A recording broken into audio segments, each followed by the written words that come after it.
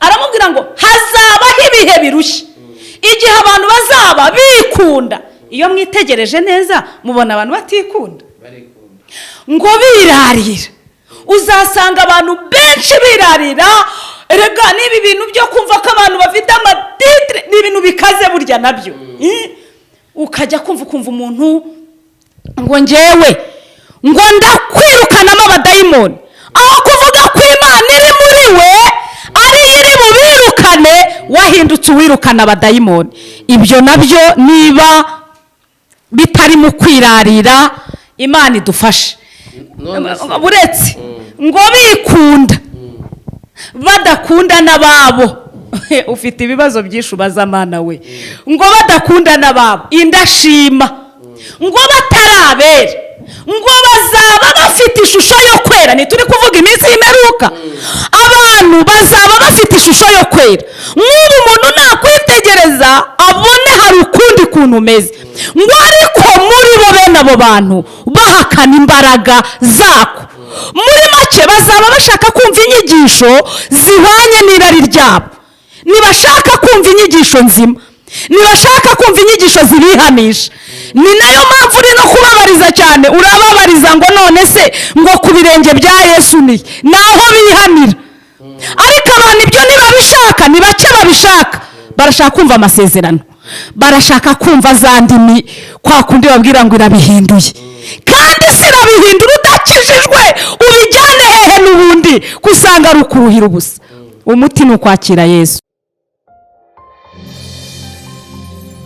Arabohora TV, ishakiro ry'ubutumwa bwiza, umusemburo w'agakiza. Arabohora TV, ishakiro ry'ubutumwa bwiza, umusemburo w'agakiza. Ubwo umwami Yesu ankunda ndamahoro, kubw'imbabazi ze nyinshi ndamahoro. Nuhagiwe n'amaraso, nkomezwa n'ubuntu bwinshi, kandi afashe n'ukuboko ndamahoro. Nuhagiwe n'amaraso, nkomezwa n'ubuntu bwinshi, kandi afashe n'ukuboko ndamahoro. Byose bizambera byiza ndamahoro. No mu byago nzaririmba ndamahoro. Naho ndiho naho napfa, nziko nkundwa n'Uwiteka Yesu amibyo nyena byose ndamahoro. Naho napfa, nziko nkundwa n'Uwiteka Yesu amibyo nyena byose ndamahoro. Byose bizambera byiza ndamahoro. No mu byago nzaririmba ndamahoro. Niragije Imana Data, nguma muri Yesu Kristo, nejejwe n'Umwuka Wera ndamahoro. Ndabashuhuje mwese, Yesu abaho umugisha. Yego, Imana ibahe umugisha nawe kandi guha umugisha. Hanyuma turashaka kuganira amagambo akomeye, kandi umuntu wese dukurikiye biraza kumufasha kuyumva. Ni amagambo meza abantu ari kwibazaho abantu benshi. Uyu munsi turimo turibaza, turi mu bihe by'imperuka ariko byagiye bijyana n'ibintu byinshi, ndetse birika tubwira ngo urukundo rwa mbere n'urukundo rwa kabiri uraza kubidutandukanyiriza nk'umuteoloji turi kumwe. Ntiwanabibwiye, reka wenda maze nkuvuge. Ni umwarimu Betty, ayobora itorero rya International muri Kacyiru. Urumva ko n'umwarimu w'umuhanga nyine uzi n'icyongereza cyinshi. Hanyuma ikindi azwiho kuba afite impano y'ubuhanuzi n'amavuta menshi, yo muraza kuza kubyibonera. Iyo avuga nanjye ndaceceka. Kuri mikoro ni Cyprien Hakizimana. Imana ibahe umugisha, Imana ibahezagire. Ndagira ngo ubanze udusengere. Reka dusenge. Mwami Yesu, ufite imbaraga nyinshi, urera, urakiranuka. Mwami, muri wowe niho hari ubuhungiro, muri wowe niho hari amahoro, muri wowe niho haba ibyishimo, muri wowe niho umunezero wacu wuzurira, kuko uri iriba ry'amazi amara inyota. Izina ryawe rishyirwe hejuru. Mana, uyu mwanya dusengeye iyi cano Irembo Ryera, tuyisabiye kwaguka mu izina rya Yesu, kandi tuyisabiye kugira ngo uyihe umugisha, ibikwiriye byose ubibakorere. Kandi dusengeye cyane imitima y'abantu bakeneye ubwami bw'Imana. Mwami, reka intama ziruhuke, abadakijijwe bakizwe, abatarabona ubuntu bw'Imana bakire Yesu. Kandi turasenze kugira ngo muri iri jambo uze no gusubizamo ibyifuzo abantu benshi bamaze igihe bafite. Turagushimiye, duhagaritse imigambi yose ya Satani mu izina rya Yesu. Kandi duciye bugufi cyane, icyubahiro ni icyawe. Ntacyo twavuga tutagishobojwe nawe. Urakoze Mwami, mu izina rya Yesu. Amen. Amen. Beti rero tugarutse ku kiganiro cyacu, turimo turibaza, Bibiliya irimo iravuga urukundo rwa mbere. Mbese hashobora kubaho inkundo zigira n'amoko angahe ubwo? Kuki Bibiliya ivuga gutyo? Mbere yuko tuza kwinjira mu minsi y'imperuka, ariko Bibiliya iravuga ngo wibuke urukundo rwa mbere. Wibuke urukundo rwawe rwa mbere. Hari urukundo rwa mbere n'urwa kabiri? Ubundi urukundo ni urukundo, ariko aya ni amagambo Pawulo yahuguraga abantu ababwira ko mu minsi y'imperuka hazabaho ibihe birushya, noneho abantu bakareka urukundo rwa mbere. Urukundo rwa mbere navuga ko ari urukundo rw'abana b'Imana. Iyo abantu bari muri Kristo Yesu bagira urukundo, nk'aba bantu banditse mu byakozwe n'intumwa, hari uburyo bakundanaga. Bazaga iwawe bagasenga, bakuzura umwuka wera, bagasangira ibyabo, nta bwiko bwabagaho. Rero Pawulo yahuguraga abantu ababwira ngo mwirinde kandi mugire urukundo rwanyu rwa mbere. Ntekereza ko aya magambo ashatse kuvuga ngo iyo umuntu agikizwa aba afite ububyutse bwinshi, aba afite urukundo, ariko iminsi y'imperuka igeze ku muntu usanga urukundo rugenda rukonje. None ntabwo iyo umuntu afite ububyutse bwinshi ntashobora kugiramo n'ubuyobe bwinshi?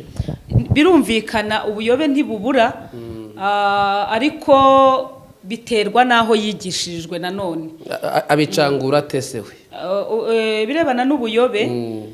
Ubundi ijambo ry'Imana rivuga ngo umwuka wera niwe muyobozi. Kubicangura, iyo ukijijwe ukaba ufite ubuhamya bwiza, ukaba waruzuye umwuka wera w'Imana, ijambo rye rivuga ngo intama zanjye ziramenya nanjye nkazimenya. Ntabwo umuntu ashobora kuyoberwa ko ari uw'Imana, ntashobora kuyoberwa ijwi ry'Imana igihe akijijwe. Ariko iyo umuntu adakijijwe, ubundi ubuyobe bwa mbere ni ukudakizwa. Kudakizwa ubundi ni ukuyoba, kuko ijambo ry'Imana rivuga ngo kubaha Imana nibwo bwenge. Ubu abantu bose baciriye imanza ko badakijwe bayo? Oya, ntago mbaciriye imanza, ariko umuntu udakijijwe burya ntabwo aba yarayobye, ahubwo asaba Imana imuha umwuka wera. None n'iki kibagaragariza ko umuntu adakijijwe cyangwa akijijwe? Imbuto. Yesu yaravuze ngo hari ikibazo bamubajije, baramubaza ngo Mwami, tuzabwirwa n'iki abigishwa bawe? Yarabasubije ngo muzabamenyera ku mbuto bera. kuko avoka yera avoka, insina ni ibitoki nyine, buri kintu cyose ukimenyera ku mbuto zacyo.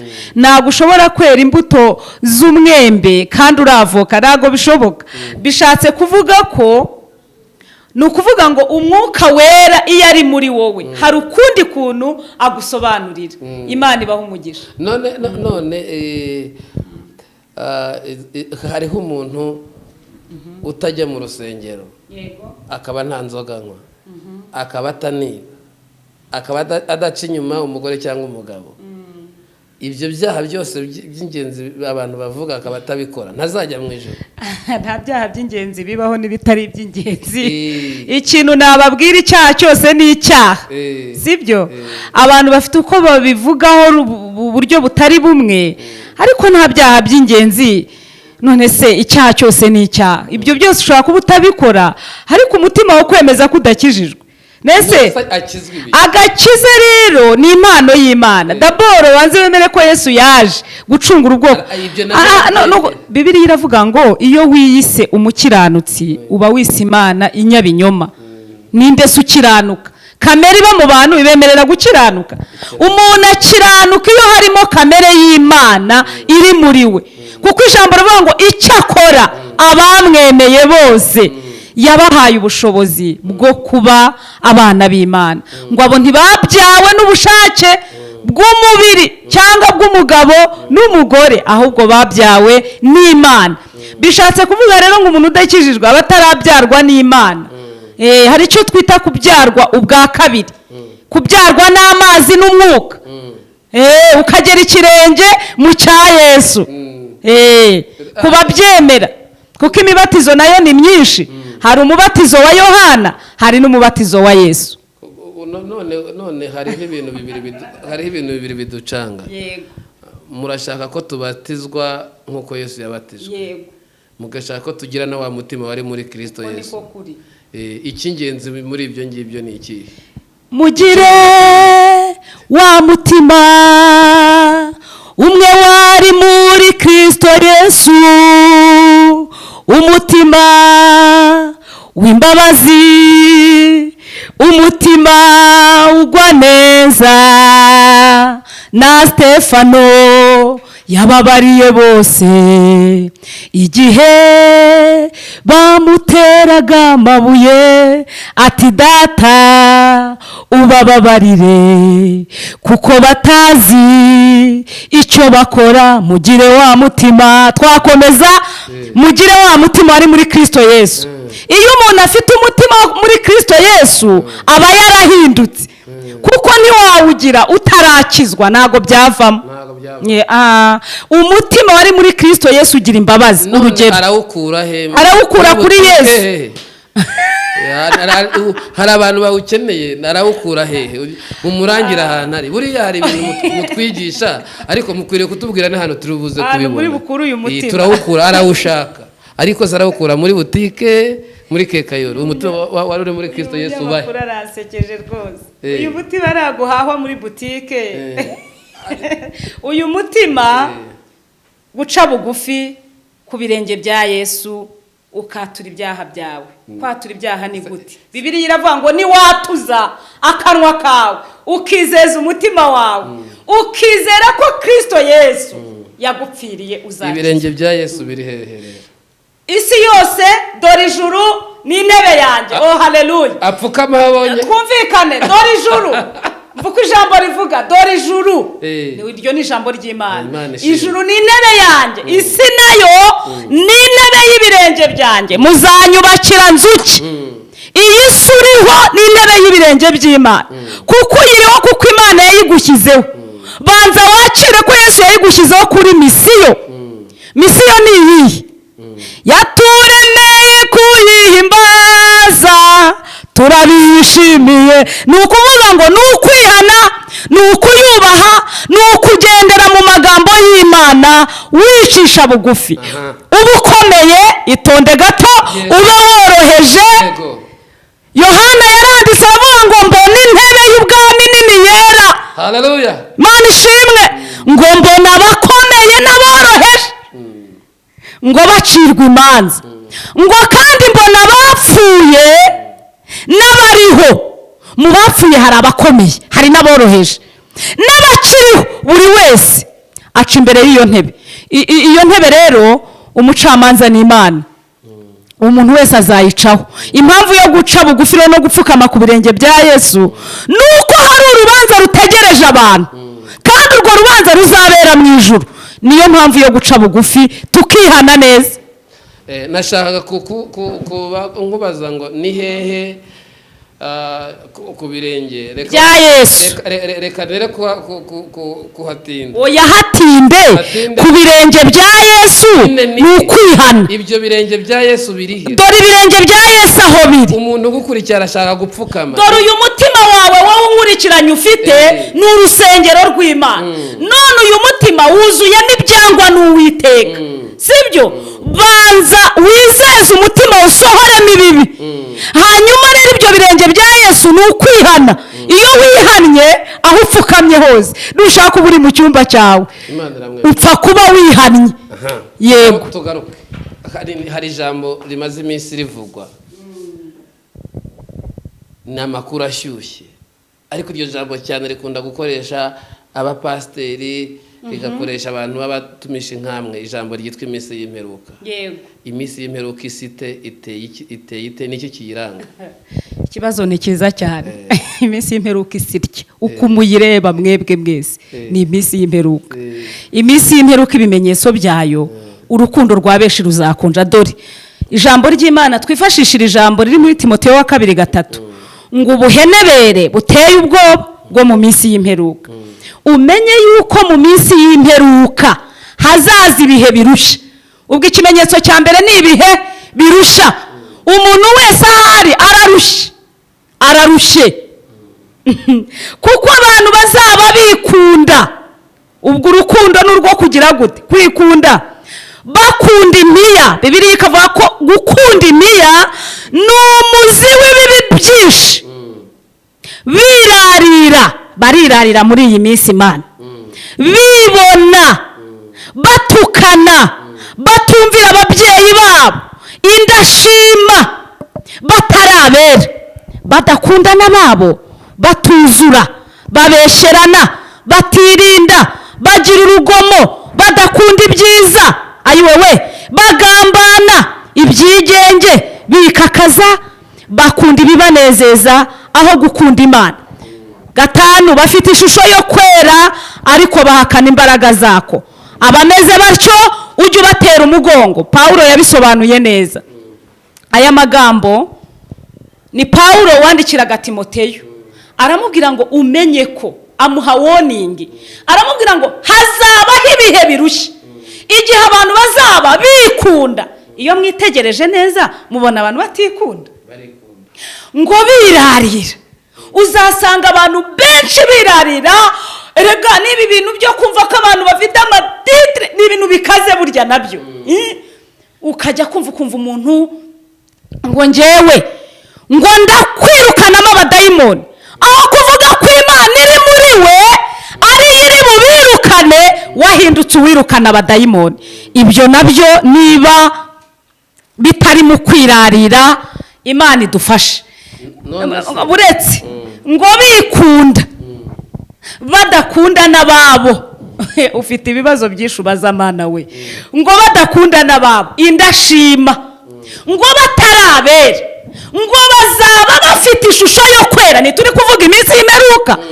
Abantu bazaba bafite ishusho yo kwera. Nk'ubu umuntu nakwitegereza abone hari ukundi kuntu umeze, ngo ariko muri bo bene abo bantu bahakana imbaraga zako. Muri make bazaba bashaka kumva inyigisho zihwanye n'irari ryabo, ntibashaka kumva inyigisho nzima, ntibashaka kumva inyigisho zibihanisha. Ni nayo mpamvu uri no kubabariza cyane, urababariza ngo none se ngo ku birenge bya Yesu naho bihanira. Ariko abantu ibyo ntibabishaka, ni bake babishaka. Barashaka kumva amasezerano, barashaka kumva za ndimi, kwa kundi babwira ngo irabihinduye. Kandi sirabihindura udakijijwe, ubijyane hehe n'ubundi kusanga ari ukuruhira ubusa. Umuti ni ukwakira Yesu. Imana iha abantu bakijwe gusa cyangwa biterwa n'ibyibaha? Ushatse kuvuga ibikibaha? Ibiboneka. ibiboneka ibiboneka ubwo ni ibintu materials zigaragara ibiboneka abantu bose irabaha. Ijambo ry'Imana avuga ngo ivubira imvura ababi n'abeza.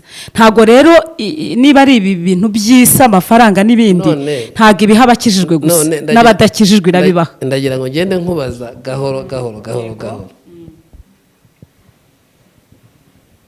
iyi minsi y'imperuka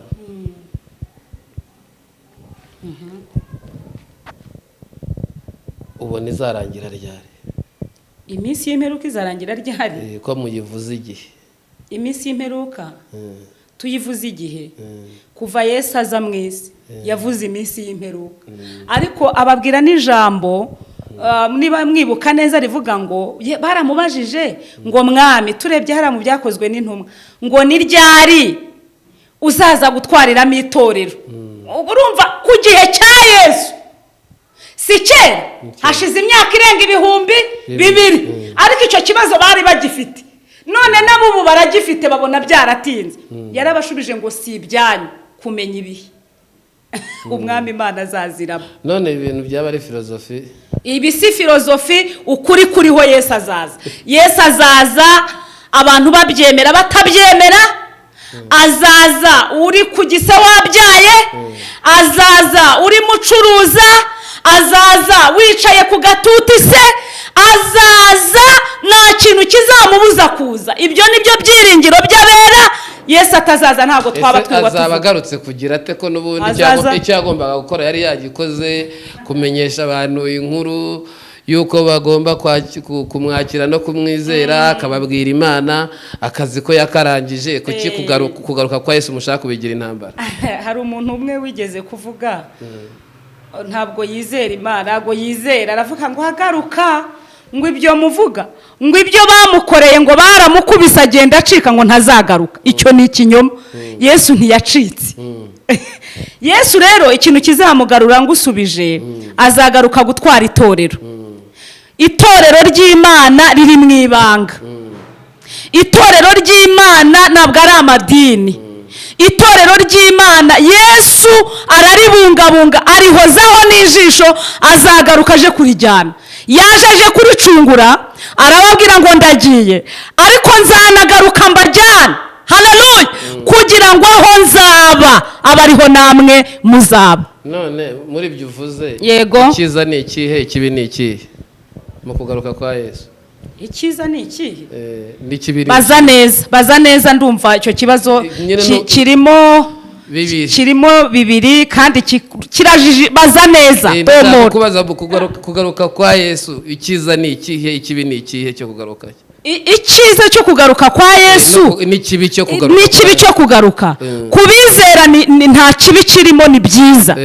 Kubakijijwe ni umunezero kuko tuzima ingoma. Naho kubatakijijwe ni amarira, ni agahinda, bazabarizwa n'iki? ni umuborogo. Bazarizwa nuko batazatsinda urubanza, kuko azaba agarutse gucira imanza abazima n'abapfuye. None izo nkiko azaba zigaruye mu igikira? Izo nkiko azazizana kuko yaje kumena amaraso. Abantu baramwizera, abandi banga kumwizera. Muri abo bamwizeye bamwe ngo umukwe atinze, muri Matayo 25 ngo bose barahunikira, bafatwa n'ikintu bita ibitotsi.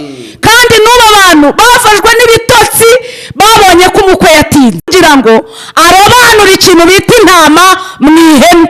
Ikindi ngo yabibye n'umurima, ngo noneho ngo nyiri umurima agiye kubona abona hajemo n'urukungu. Abantu baravuga bati none n'urukungu rwavuye hehe? Baravuga ngo bashaka kururandura. Hari igihe abantu basenga bashaka kurandura urukungu kandi igihe ntikiragera. Arababwira ngo nimurureke rukurane n'amasaka.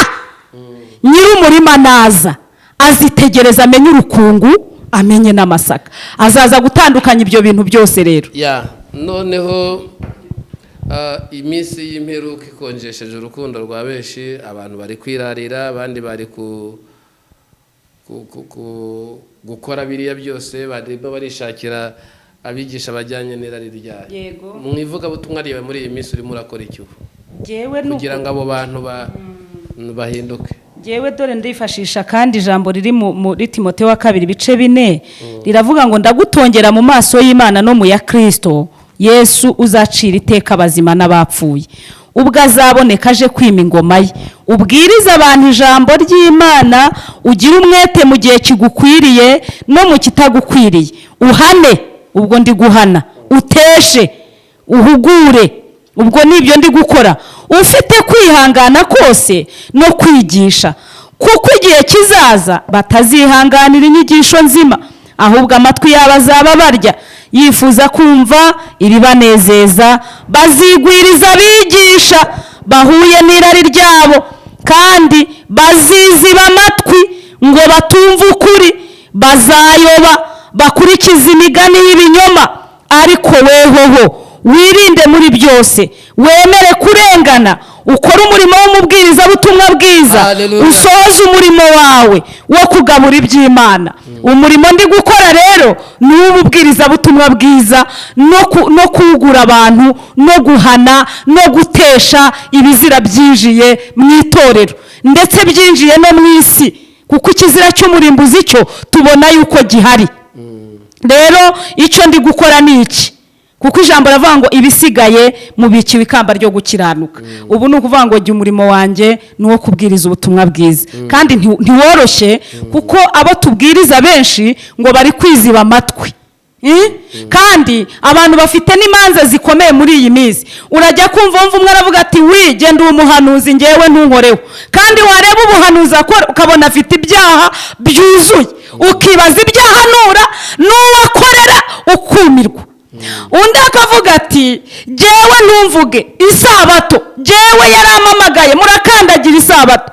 abantu bagacanganyikirwa akibaza ko isabato icyumweru umunsi wa gatanu kwa bismillahirrahmanirrahim abantu barayobewe tugeze mu minsi y'akarindagiza pe aho umuntu yumva akabura icyo ahitamo niyihe mpamvu Bibiliya iravuga ngo abantu amatwi azaba barya amatwi arabarya ntabwo bashaka ukuri kandi muzabyitegereze namwe aho muri muzabisanga ariko Pawulo ahugura Timoteyo aramubwira ngo ariko wewe muntu w'Imana ujye uhunga ibyo kandi wihangane ukora umurimo w'ububwiriza butumwa bwiza amen uwo ni umurimo mwiza cyane wo kuba tubwira abantu kugira ngo abantu bahinduke bitegure Yesu araza vuba kandi umuntu wese akomeze kugumana icyo afite ariko iyo tuvuze ngo gumana icyo ufite ntabwo tuba tuvuze ngo gume muri ibyo byaha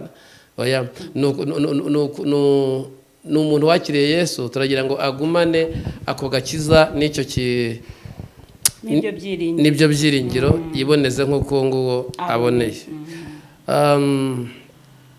Bibiliya nivuga ko urukundo ruzakonja ese urukundo rugira imbeho ese niba rugira imbeho ni ibiki birutera imbeho ni ibyaha nibyo bitera urukundo kugira imbeho ibyaha nibyo bituma urukundo rukonja nibyo ariko icyo kirumvikana rwose none icyatuma urukundo rushyuha rukongera kagaruka ni ukwigira ku birenge bya Yesu ni kwa kwihana nyine umuntu akagira urukundo rwa mbere nka kumwe Petero yafunzwe abitorero ni Petero bakaguma kumwingingira kuko ibyo nibyo bikwiriye abizera kandi naho twakwifashisha ijambo ry'Imana hano rivuga mu bice 2 Timoteyo wa 2 ngo ujye ubibutsa ibyo ubihanangiriza imbere y'Imana ko banareka kurwanira amagambo kuko ari ntacyo bimaze ahubwo bigusha bumva ujye ugira umwete wo kwishyira Imana nk'ushimwa umukozi udakwiriye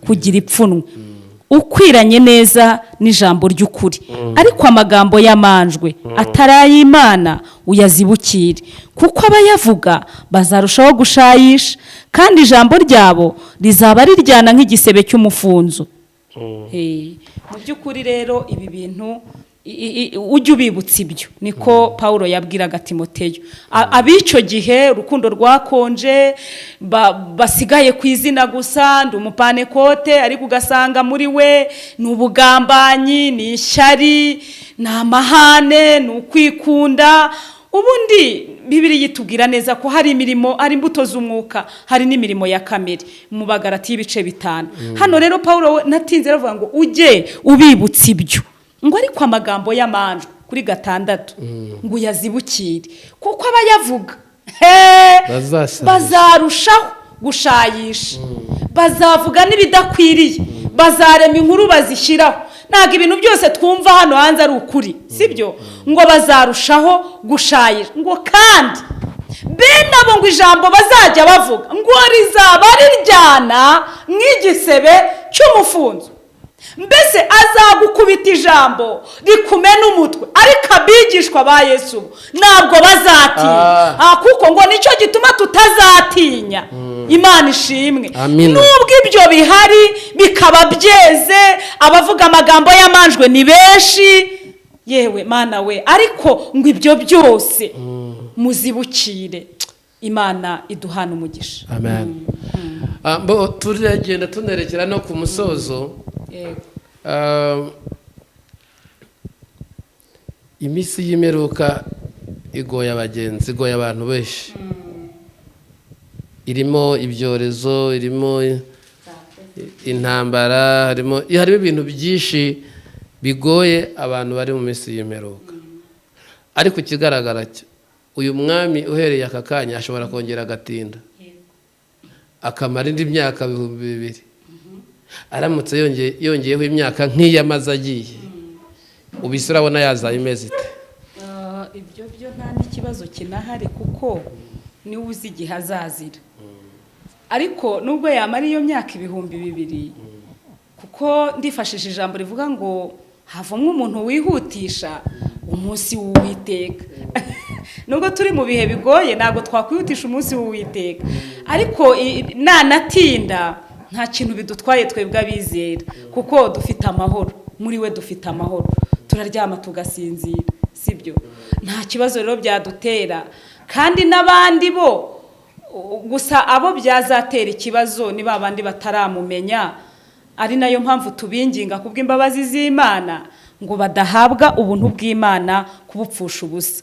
Rero Yesu aramutse atinze, numva ku itorero ntacyo bidutwaye, kuko nubwo yatinda, muri ibyo yavuze ngo azaza, nazatinda, ngo nk'uko yabisezeranye natwe. Hanyuma muri Tito igice cya 1 haravuga ngo icyatumye ngusiga i Kereti ni ukugira ngo utunganye ibyasigaye bidatunganye, kandi ngushyire abakuru b'itorero mu midugudu yose nk'uko nagutegetse. Ibyo rero byo gutinda kwe ntacyo bivuze, kuko n'ubundi icyo yadusigiye mu Rwanda ni ukugira ngo dutunganye ibyasigaye bidatunganye. Ahubwo tugire umwete, dusaba Imana imbaraga kugira ngo tubibashe, twinjire neza mu masezerano y'Imana. Niki kigutera imbaraga zo gukorera Imana muri ibihe by'imperuka bigoye, ariko ugakomeza ukigira imbere nkawe? Urakoze, Imana iguha umugisha. Ikintera gukomeza urugendo mu bihe by'imperuka bigoye, birimo intambara, birimo amakuba, birimo ayo magambo y'amanjwe, birimo gushayisha, ni iki ngiki.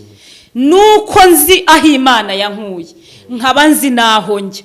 Iyo uzi yuva ukamenya iyo ujya, rwose ibyo bigutera gukomera. Urugero, niba ushaka kwiga, uba ufite impamvu ugiye kwiga kugira ngo ugire ubumenyi. Icyo gihe rero urabiharanira kandi ukabigeraho. Ikintera gukomera rero ni imbaraga z'Imana zinkomeza, kuko yasezeranye nanjye ko atazansiga, azamfasha kugeza igihe azangeza mu ijuru. Ikintera gukomeza nuko nzaho navuye, nkaba nzi naho njya. Imana ishimwe cyane. Amen. Imana ishimwe, kuko Imana yateguye ubwihisho bw'abantu bayubaha. Ishyiraho igihe, inashyiraho n'iminsi y'imperuka izatuma Imana yihuta gutekereza gutabara abantu cyane. Ariko utekereza nko mu itorero cyangwa mu madini, ikintu cyaniza urukundo ni iki? Icyo kibazo nari nagishubije. Icyarunize kikarumaramo ibyaha, kuko nyine ni rya jambo twasomye rivuga ngo bazaba bafite ishusho yo kwera, ariko bahakana imbaraga zako. hari umuntu ariko ushobora kuba urukundo ntabwo afite nta n'ibyaha afite. Afite urukundo nta n'ibyaha nyine atari ufite akumva rwaragiye tu nta byindi ubwo urumva se ibyo bintu ntabwo uvuga rwose ntabwo bihwitse rese urukundo rwagenda nta byaha.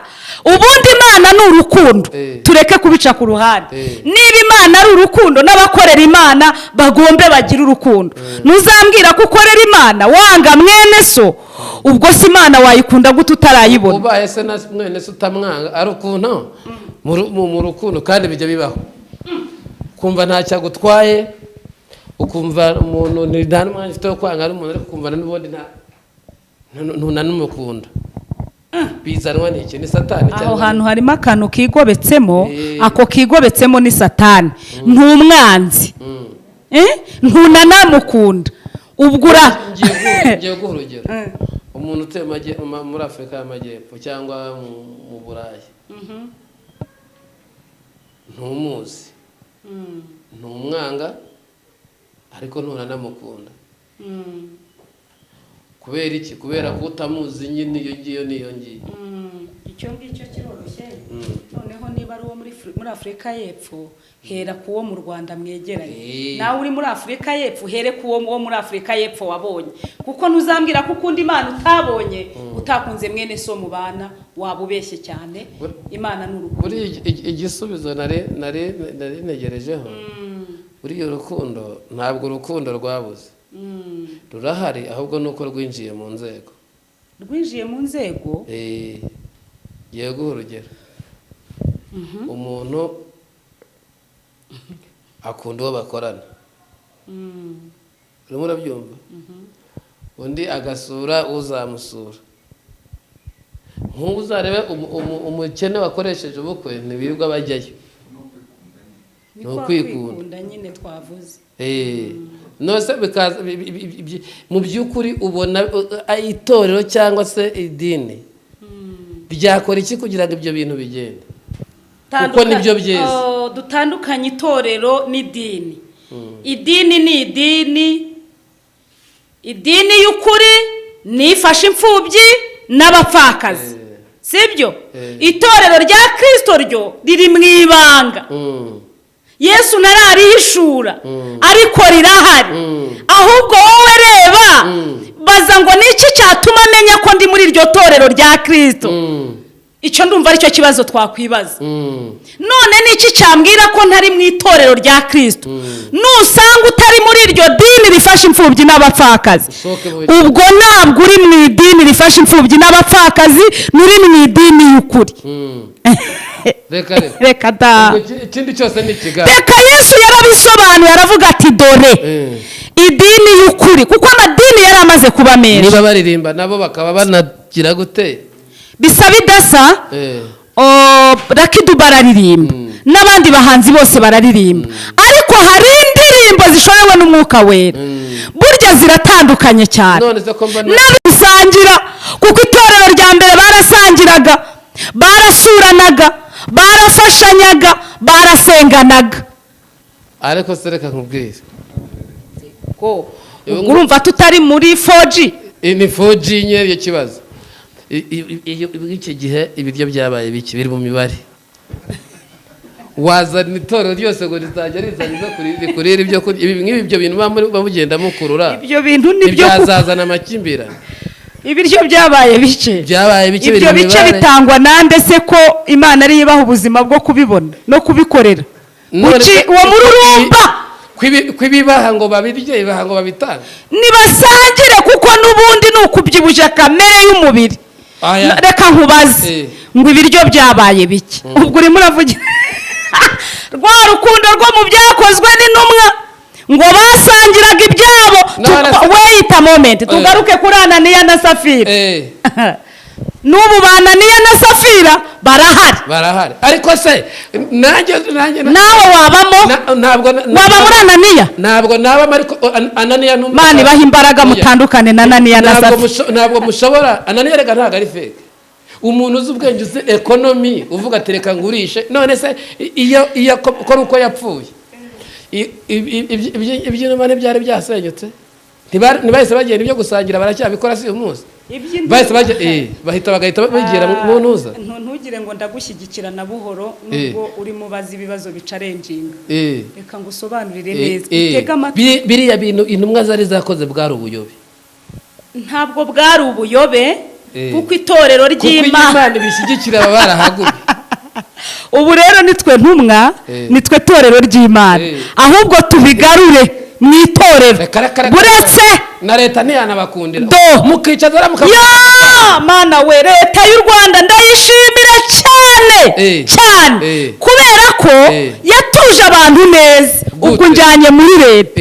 Hari igihe abantu bajyaga bikubira amasambu bakavuga bati no nimuheho n'abandi.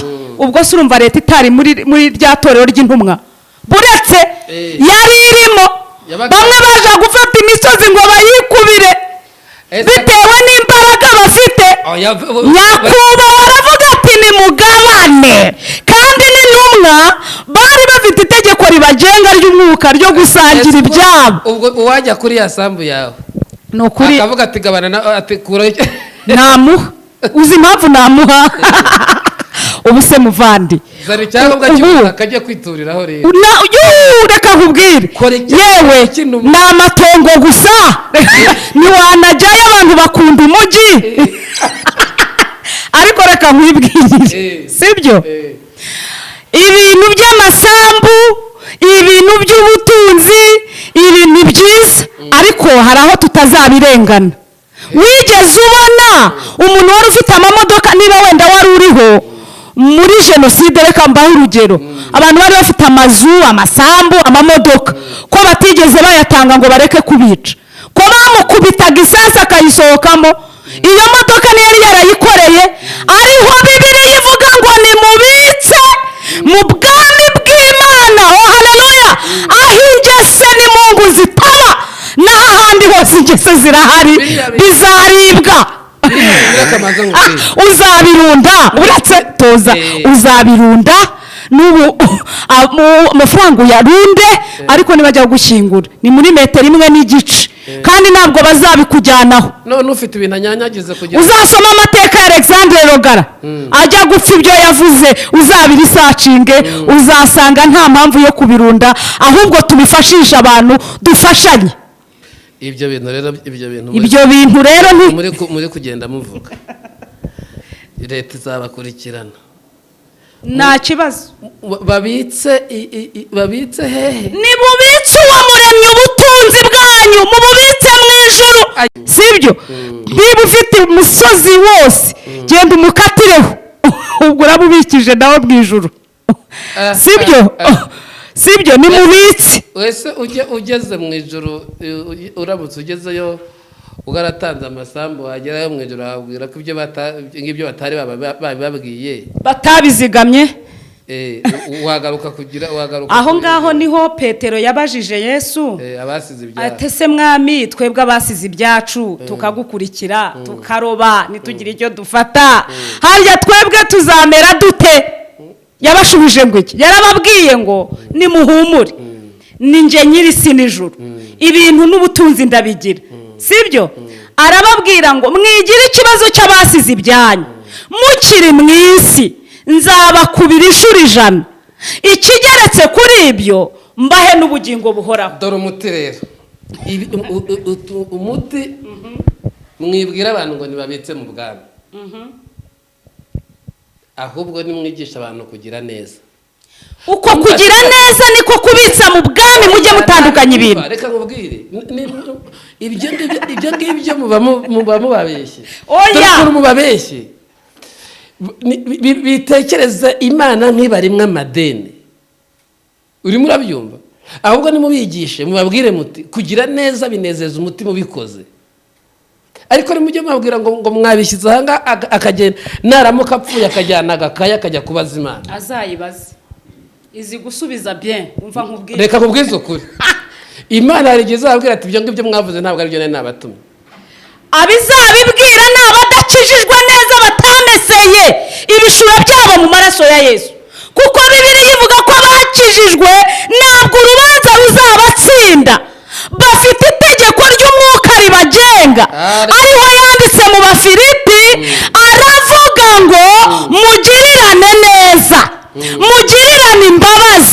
iyo ibyo mubikora muri kubitsa randevu n'imbinguni ntabwo ari hano mu isi, ntabwo ari muri duniya. Rekana na duniya n'ibiyirimo, sibyo?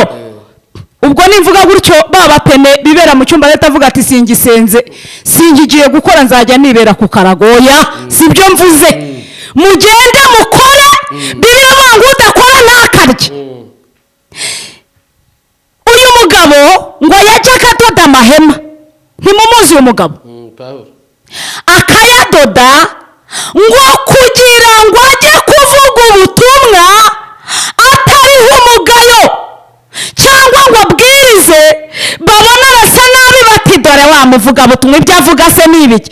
Agakora cyane, akadoda amahema, akayaboha, kandi yari yarize Mana we, agira ubumenyi ngiro, arayadoda, yarangiza akava kuyadoda, sifa kwa Bwana, akajya kubwiriza ubutumwa. Ahubwo Imana niduha aho tudoda amahema tunabwirize. Abo bantu rero batumva nabi, akagenda avuga ati reka nsenge, izabikora. Ni munakoresha amaboko, munasenge, Imana izabaha umugisha. Noneho rero ibi bintu biraryoshye. Wasobanukiwe? Nasobanukiwe.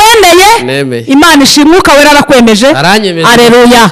Rwose abantu ntibagira urukundo, basangira ibyabo. Nanjye nyatanga. Yego. Yubitsa. Abari badukurikiye rero mwese, nabazaga ibibazo meze nk'uwigiza nkana, nanjye nizera ko tuzabitsa mu bwami bw'Imana. Ahubwo twakubarizaga tugira ngo wowe wari uri muri confusion wibaza nk'ibyo nasaga n'uwibazaga, usobanukirwe. Mu bwami bw'Imana hari bake, hari uburyo bwakira imirimo ku muntu wayikoze. Ariko kandi nashaka no kuvuga ngo umuntu iyo wagize neza gusa, kugira neza ubwabyo umutima wawe uba ku isi ntacyo wishinze. Usobanukirwa neza misiyo yawe yakuzanye n'umugambi w'Imana. Erega burya hari umuhanga umwe yaravuze ngo naho ijuru ritabaho ariko nkaba narabaye ku isi neza, ibyo birampagije. Bivuga ngo rero ntitwanakora n'ibyo ngibyo kugira ngo tuzamere nk'abazajya kwishyuza Imana, nk'abazayijyana mu rukiko, kuko ikizaduhemba kirenze cyane ibyo twatanze. Imana niduha ubugingo, ibyo ngibyo bizaba bihagije. Ntawe uzongera kujya kuyibaza ngo hari n'amaturo nari naratuye ngo mbarira, kuko mbibutse ko aho turi kujya ntawe uzatega tagisi ngo wenda uzakenera amafaranga. Nta bintu by'imari bizaba biri hariya. Uzagenda wicareyo, kandi n'ujya ukenera kugenda uzagenda ku mababa y'Imana, drifu tuzayibona ntacyo bitwaye. Humura, ibintu bizaba bimeze neza. Rero komeza ukorera Imana. Kadushimire mwarimu Betty wari ukomeje kutuganiriza. Ubwo ushobora guha nimero abari bagukurikiye, hanyuma tukanabwira ko tukanongera kubibutsa yuko ushobora gukurikira ibiganiro binyura kuri Arabohora TV, Arabohora TV. Hanyuma rero kurikirana hariya, rero hari ibiganiro byiza, uzumva uyu mukozi w'Imana. Wabaha nimero yawe, hanyuma tugasoza dusenga dushimira. Murakoze. Mbere yuko nsenga ndababwira ijambo riri muri Filemoni 3 umurongo wa 3. Filemoni igice cya 3 haranditse ngo ubuntu bube muri mwe n'amahoro biva ku Mana Data wa twese no ku Mwami Yesu Kristo. Amen. Ubuntu bube muri mwe n'amahoro. Ubwo turangije tuvuga ngo ubwo ubuntu harimo gutanga, kugira neza no kugira ubuntu. Nimugire gute? Nimubyirengagize. Gushyigikira umurimo w'Imana nimubyirengagize. Kandi kurwanya Satani n'imirimo ye nabyo nimubyirengagize. Ngo bibe muri mwe bigwiriye kugeza iteka ryose. Amen. Nimero rero nk'uko nababwiye, nsengera Kacyiru muri ADPR. Nimero uwashaka nko kwandika ubutumwa bugufi cyangwa ubujyanama ni 078 8 nanone 8 nanone 146 27 07 83 146 27. Imana ibaha umugisha. Ziroroshye rwose, ntawe utazifata. Mana turagushimiye kugira neza kwawe, uha umugisha umuntu wese wari udukurikiye, kandi akimara kumva aya magambo amurememo icyizere. Umwuka wera musobanurire byinshi mu byo tutavuze, mu izina ryera rya Yesu. Amen. amen. Arabohora TV, ishakiro ry'ubutumwa bwiza, umusemburo w'agakiza. Arabohora TV, ishakiro ry'ubutumwa bwiza, umusemburo w'agakiza.